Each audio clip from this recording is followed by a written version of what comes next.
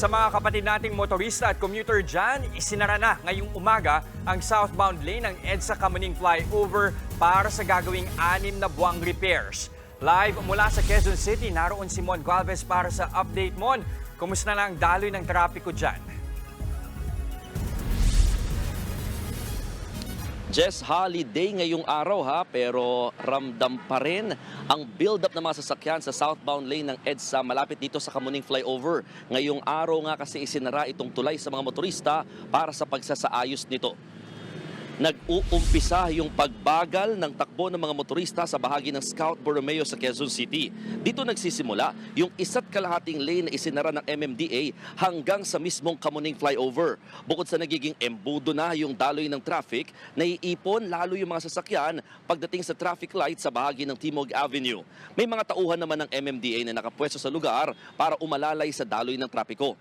Bago mag-alas 6 ng umaga, naabutan pa nga ng News 5 ang mismong paglalagay ng barriers sa mga apektadong lane.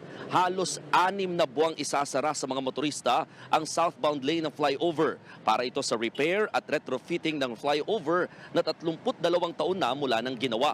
Bubuksan ulit ito sa October 25 pero mananatili itong bukas para daanan naman ng mga bus sa EDSA Carousel. Paraan ito ng Department of Public Works and Highways o DPWH para masigurong matibay pa rin ang flyover sakaling tamaan ng iba't ibang kalamidad gaya na ng The Big One.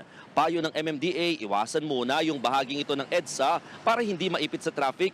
Maaaring dumaan sa mabuhay lanes gaya ng Panay Avenue, Sergeant Esguerra, Mother Ignacia at iba pang kalapit na daan. Kung matatandaan, taong 2022 nang pansamantala ring isinara itong Kamuning Flyover sa loob ng 30 araw para sa paggawa ng nasirang bridge diaphragm at bagong deck slab.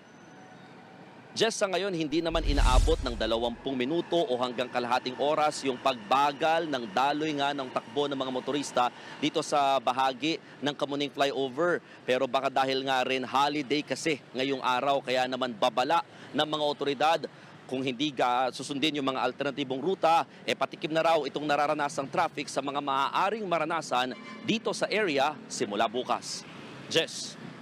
Nagulat mula Quezon City, maraming salamat, Mon Gualvez. Mga kapatid, Jess De Los Santos po, huwag magpauli sa mga umaaksyong balita at napapanahong issue sa bansa. Para sa mas malawak na balitaan, mag-subscribe at mag-follow sa social media pages ng News 5.